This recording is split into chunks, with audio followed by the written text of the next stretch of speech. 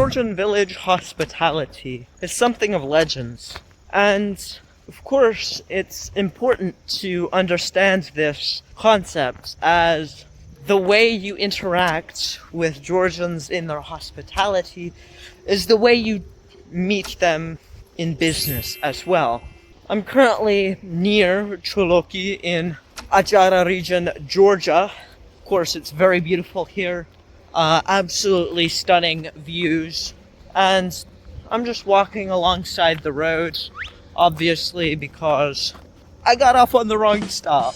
And so I was just interrupted, and I'll put the clip here of me getting interrupted. Flashback. Regardless, walking back to my guest house right now.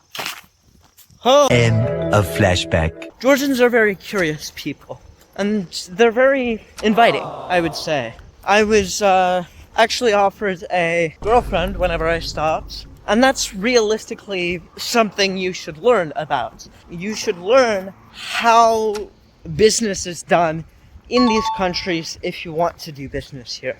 Oftentimes, you have to be connected or obviously be a part of a Georgian family to do business effectively in Georgia. I'm presently not connected to anyone in Georgia, and honestly, I would say, okay, that's probably a lie, but you sort of have to be adopted. However, of course, when it comes to creating a family in Georgia, there's a few unspoken rules regarding ties and regarding business means. Of course, something that many people don't realize is that the more status you have, the more status that they will give you. So, something that many people don't know is that Georgians do very much judge based on your passports, based on how you come across, how respectful you are, how much gifts you bring, and of course, they will push away gifts initially. And additionally, until you're married, probably they won't accept gifts. And that's something that is somewhat of a Georgian trait in terms of hospitality. Georgians do not tend to accept hospitality, but they tend to give hospitality until you are married into the family.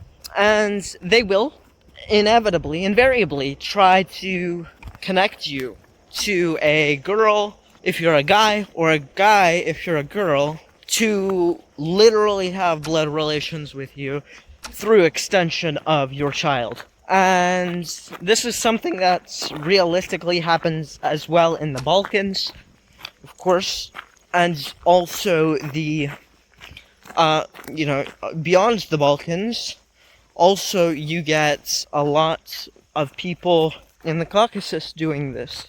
Places like Armenia, places like Georgia, places like Turkey, places like Azerbaijan.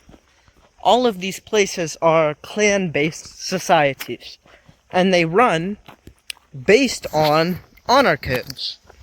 And of course, here in Georgia, you get one of the more warrior-style honor codes. Of course, if you go to Armenia, which I will be doing here in probably about a week and a half, you will get more ideas about, obviously, what is going on in Armenia. But Armenia is much less warrior-oriented. It's much less of a clan based on fighting. But in Georgia, protection is everything. As, of course, they have been at the crossroad of empires for the longest time, and they haven't conceded to any empires. Now, some may say, oh, well, they conceded to the Russian Empire. They conceded to the Soviets. Realistically, they still have their own language.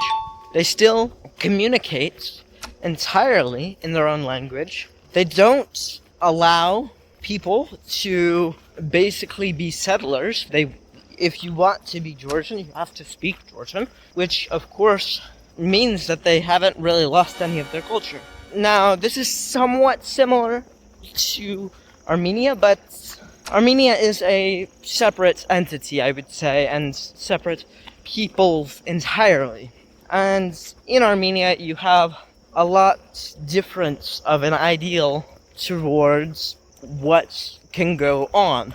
Oftentimes, people are more aggressive in Georgia than Armenia, and certainly they are more outgoing in Georgia. They will stop you in the middle of the street just to speak about whatever they want to speak about. And they don't feel much shame in doing that. And I don't think they should feel shame in doing that. But that's the difference, I guess, in cultures between the Caucasian countries.